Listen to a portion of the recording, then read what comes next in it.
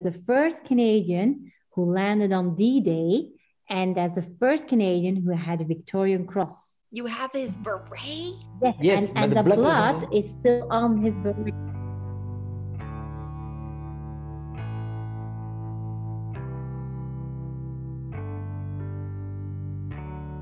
The Canada and Poland War Museums are considered to be among the most unique of all Second World War collections in Europe, and luckily for us, it is primarily Canadian.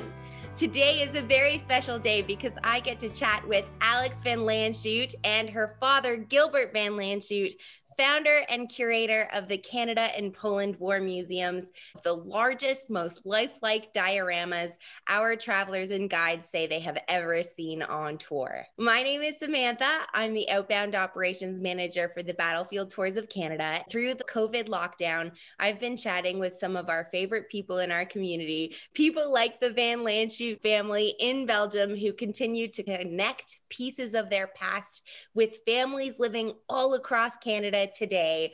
Adegem and Gilbert, how are you? We're good. How are you? I'm well. Thank you so much. Our feedback forms always come back saying your museum was a huge and unexpected highlight. So it's such an honor to have you chat with me today. You're welcome. You're welcome. You're welcome. Yes. And our groups have been coming to your museum for years, as I said, but I myself have never had a chance to meet you in real life. That's true. You manage 2 museums, 2 collections, Canadian and Polish. Yep. You're located in Adegem, Belgium, which I love. You lie in the heart of so much history. You're an hour drive away from the Scheldt and Bergen-op-Zoom, 2 hours away from Nijmegen. In the opposite direction, you're only an hour away from Ypres and Flanders Fields. You're just in the heart of it all. Can you tell us briefly, what specifically did the Canadians and Polish do in the area for you to obtain a collection like this? And why are the Canadians and Polish so important to your region? On the 6th of October, 1944, we had the beginning of the attack of the Operation Switchback, the battle for the Scheldt.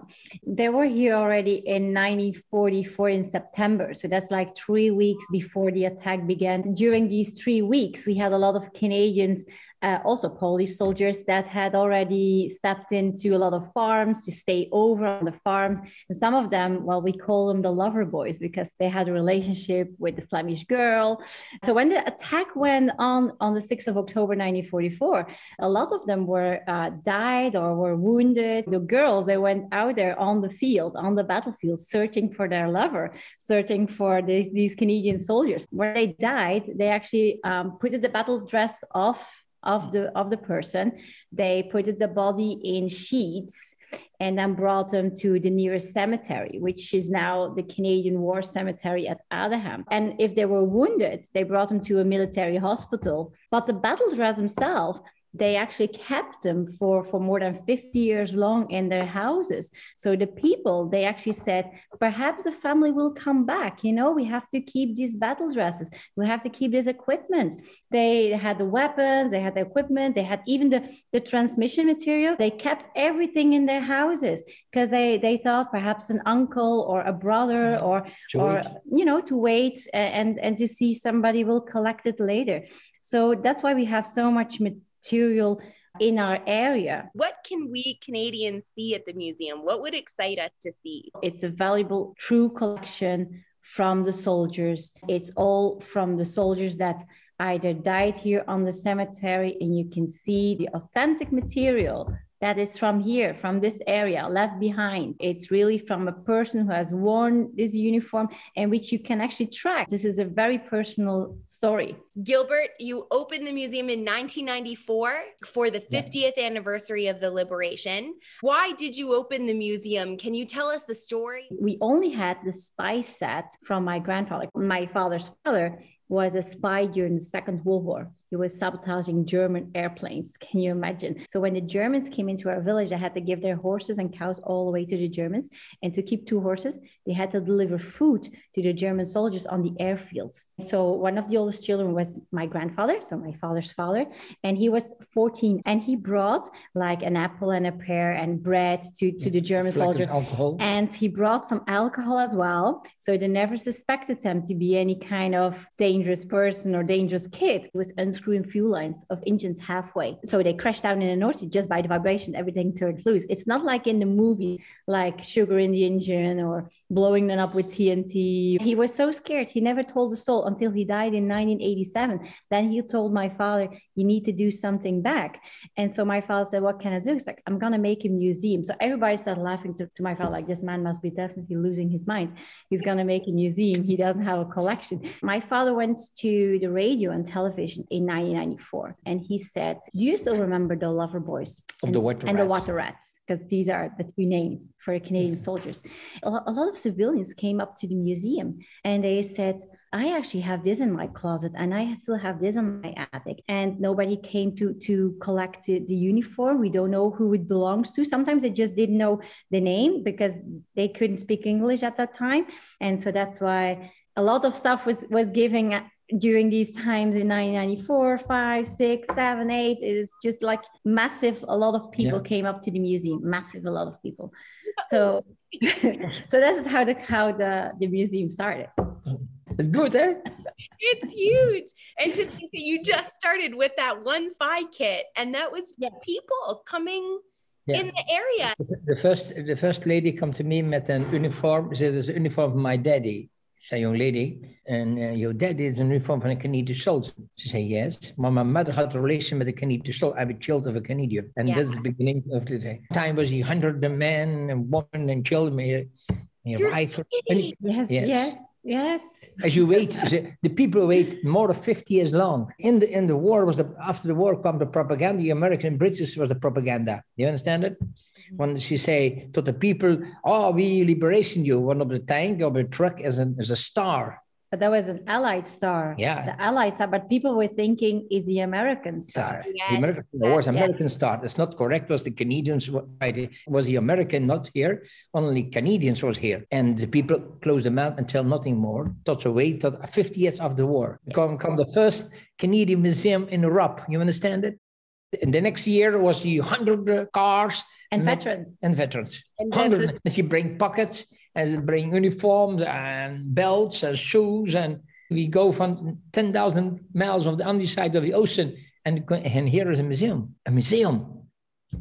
Done in the eyes and the heart of the soldiers open. And the veterans, it come here and she crying like the children. My father always says, like, I'm not collecting. It's like I'm just doing this as an honor for the people that liberated us, as an honor to the visitors, for history, for people to actually never forget about what happened here. And for us, it's very important because it's so close by. It's my father's father and it's my grandfather. We got to share this, with as many people as possible. That's it. One of the most unique and remarkable things about your collection are those uniforms and how many of them have the pictures of the men and women who wore them on their jacket. You know the names of those soldiers and you can look at a uniform and then visit their grave. It's just crazy. It's just crazy because you've done the visit here at the museum and now you can go to the cemetery and you can actually see this one, this one. Just look on the name. You can put the flowers down because you know now who it is. You saw the picture of the person here in the museum. You saw his name. You saw what the story was. And that's just really, that's touching. And through the lockdown, you have been working so hard to retrace every uniform back to its original owners. Tell us what you found. Basically, in the lockdown, I said to my father, we got time now. So start looking in our stock. Found a box. It's been given in 1996. It was just really on the box, product of Canada, and been sent by the Canadian Legion in 1996. Yes. And there were 3 uniforms inside, 3 vests, 1 kepi, a bracelet of a soldier, and pictures. And I started giving in the name, on Commonwealth War Graves Commission and searching on the cemeteries, Ray C. Smith, South Alberta Regiment. He's buried here on the cemetery in Adegem. I was like, this is a lieutenant. I mean, he's buried here on the cemetery. It's like 1 kilometer drive away. And it's like, oh my God, we should be searching for this family. Okay, we'll put the picture that we had in 1996. We put his name on it. We put the regiment on it. Gonna place it in the museum. And I actually been sending this on a lot of Facebook groups, trying to find out if anyone knew more about this man. I posted it on the museum page. You never know. Might be someone who knows something about this man. I posted it and I saw like an hour later, one person saying Nico de Kramer and then tagging Rebecca Landschoot. And then she was telling him, I'm going to contact Match tomorrow. That's the sister of Ray Clark Smith. And it's like, how do you know? It's like, she's 92. Can you imagine? 92. She's still alive. She lives in Alberta, in Canada. And then she texted me, well, yes, I was working in a hotel in Bruges and I met Madge in 2001. And she was looking for a Canadian war cemetery in the neighborhood in Bruges. And she said, it's not in Bruges. You have to go to Adegem. It's like, I live in Adegem. So Rebecca said, you know what I'll do? I'll drive you with my car to Adegem so you can put the flowers down for your brother, for Ray. They came also in 2001, they came to the museum and we didn't know that it was her brother's uniform that was here in the museum. Her name, and she didn't tell her name. She just came to visit the museum. So we didn't know anything. Her brother's uniform was actually already here and we didn't know. I actually said to Rebecca, do you still have her phone number? So I phoned her up and I said, am I speaking with Madge McCready? And I told her and she said, are you sure? It's like, I'm 200% sure. And it's like, how come you have my brother's uniform? It's like, it's been sent over in 1996 by the Canadian Legion. And it has a picture, it has everything inside. And then we done a Zoom session.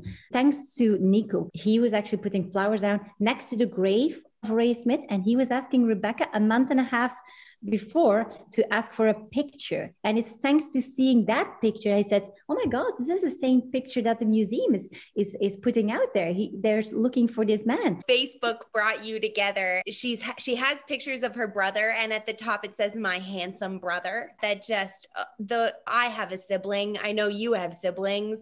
It's to have that connection still with someone you lost so long ago. It's really remarkable that you were able to connect them. And you built a new friendship. That Zoom call last week, it sounded like you guys were all good friends.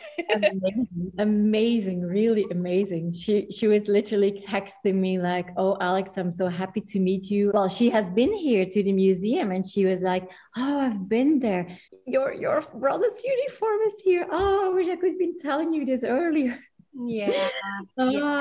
She has to come back, Samantha. You have to bring her to the museum. We'll make sure she gets there. We already sent some letters before to a lot of regiments like the South Alberta to get in contact with us because we have other 4 uniforms from the South Alberta regiments from tank crew.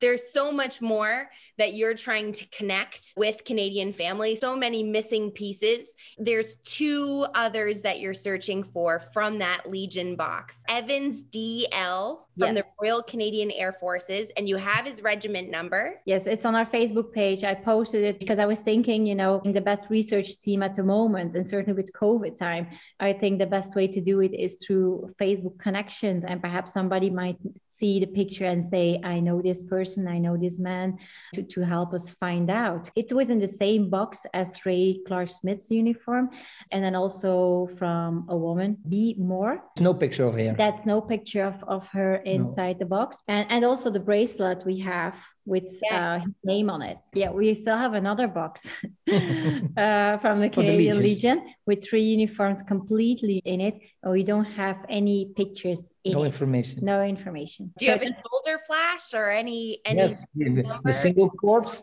Yes, the regiment, but not something people bring souvenirs. Yes. But tell not the names. Or they didn't know the name 25 years ago. My father couldn't speak English at all. And now he can speak it very fluently. A lot in the museum. If I say a lot, if I can do like every month, connect someone, I would be super duper happy. My fellow Canadians, if you're watching this, share this video. If the names that we post ring bells to you at all, get in touch with us. Our emails will be linked in the video. Connect with us, share this information so that we can help Alex and Gilbert connect some of their archives with real people today. And it's a big job. It's a super big job. Yes. We have the energy. Yeah. Yes. Speaking of students, you have done a wonderful job working with school groups over the years. You have wonderful programming, and I just wanted to touch upon it because you have very different programming. What is your favorite quest to give the students when they come to the museum? A little project which I started like 3 years ago with a group of teachers in the schools. They have like a barrier and they have to search who they are. Also, they can touch a lot. You know, they can touch helmets, they can touch guns, they can touch radios, they can touch transmission material, masks, rifles. They know the weight of a gun. It's not PlayStation, but it's real. Make sure to have the normal idea about this. They have to search throughout the museum when they go to the cemetery, a person that's also in the museum and that you can track on the cemetery. Yeah, because the person really existed. Such an impactful experience for students. Really wanted to ask about the little Canadian souvenir bags. Oh, yeah. We do. New bags. Yes, we have like a small souvenir bag and a normal one and a very big one. And so people, when they come to visit the museum, they have like all different souvenirs from typical Canadian materials like maple leaf syrup and cookies. Cookies, maple leaf cookies, Canadian flags, and really, really nice things, because we feel this is so important that people really get to know this is from our liberators. This is very important. What is your favorite piece in your collection? Everything is special for me. Everything. Is it? Belt, of is that a cap of a rifle. It is a story. It's a story behind it. And the people bring me something small things, but with a big story. And that's important. Everything, every paper is still intact. That's how my father is. We as Canadians are so lucky to have you. It's a great responsibility to keep all this stuff preserved. I do have to talk about COVID. I recognize as a tour operator that you guys are an independent museum. Yes. You're a family-run operation. COVID has been tough on all of us. How can we donate to your museum? How can we support you through COVID? On the second lockdown, I made a blog because I was thinking it's so important that people should see a lot what we're trying to do and get them the information out. If people want to donate, that's super. We can send them a pin from the museum. I'll just show you what we do. Show us. Oh, that's lovely. Pin from the museum. They can donate material as well. Every support is super, because we're, like you say, we're a family museum. We don't run the museum with money support. It's all from ourselves. For a lot of people watching this, I know a ton of you have been to this museum before. I know a ton of you personally who have reached out to me and said, I love this museum. If I could ask everyone watching this video who has been to the museum before, write a review of them on Google, throw them a Facebook like. On your website, you do have a massive collection, its own section called Soldier Stories. Do you have a favorite story? There are a lot of favorite stories we got. My father took the phone and he thought, oh, it's English, and then he goes like, Alex, so I get the phone, and the man on the phone, he phoned us up from Normandy. He said, I think my cousin's uniform is inside your museum. Well, do you know the names? He said only Werner Schmidt. He didn't say Werner Schmidt. He said Werner Schmidt. I don't think we got anything about Werner Schmidt. So we start looking in all the letters we had. Yeah, he was in second division. I was like, second division? It's like we mostly have third and fourth division, but we do have 3 uniforms of second division. So I said, well, I'll check this out for you. And I said, well, do you have the rank? And he said, yes, it was a corporal. So we checked on that. So he had 2 of the stripes for corporal. How come he stayed here in our area? And he said he actually traveled together with the 3rd and 4th division because he was an engineer and he had to work on the bridges and the Bailey bridges and to detect mines. Yeah. I checked in the museum. There's only one uniform that has all the things And I phoned him back and I said, there's one uniform that there's some signals inside, but it says BS. And then he says, yes, the second name is Werner Berner Schmidt. And he said, I'll come over. It's like, you're kind of going to come over from Normandy. It's like a 6-hour drive. It's like, I don't care. It's like, I have to see my cousin. He drove 6 hours to get to the museum. And we opened the diorama. Really, he was getting around his cousin's uniform. And he stood there, he hugged his cousin's uniform for like more than 20 minutes. And he started crying, and it was so touching. It was so moving. I never forget. Oh my God, then it really hit me with a hammer. And I said, we got to find out whoever all the uniforms come from. We got to put the picture up to it. And it was just so, so, so amazing. That story hit me with a hammer. Oh my God.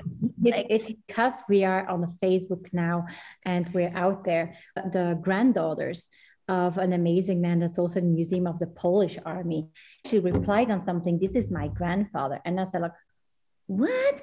Like, I contacted her before yesterday. This is telepathic, This can't be just like a coincidence anymore. This is telepathic.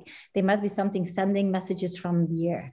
They're coming to the museum on the 4th of April. And we say, that's my father says, we saved everything. We saved everything. We didn't know he had relatives. He'd been donated in 1994. And then the granddaughter, she started looking before yesterday on Google, just on the internet, her grandfather's name. And then she came out to a picture that I've been putting on the Facebook page of the museum about the grandfather. So that's an amazing thing as well. And that's happened before yesterday. It's good that we're here and then we can tell the information. That's, I think, the most important thing. Yeah. Mm-hmm. And then you're here, Samantha, to tell you every day with the hammer. Everyone. Every day with the hammer. Absolutely. That's what I do. Smiling non-stop. The smiling open the doors. We're all made of safety here in the sky. Yes, the Canadian flag is here more than 70 years in the sky. Yes. From my father and me and my father. The flags, the heart of Canadians is here. And you can feel it. When you can feel when you're going through the museum. Yeah. And I think that's something every Canadian should know. Thank you so much. You're very welcome, Samantha. Wonderful to speak with you. And we can't wait to visit in real life. Our Normandy to Holland Liberation Tour in May 2022 will be our first official visit back to the museum after COVID. And it will sure be a special one. Over no sleep more for you, TV. Go on the tour. Yeah, when it's over, they have to come. They have to come. Yeah, no, say, children and young children from the veterans, go to Belgium and visit your family's story. Yes.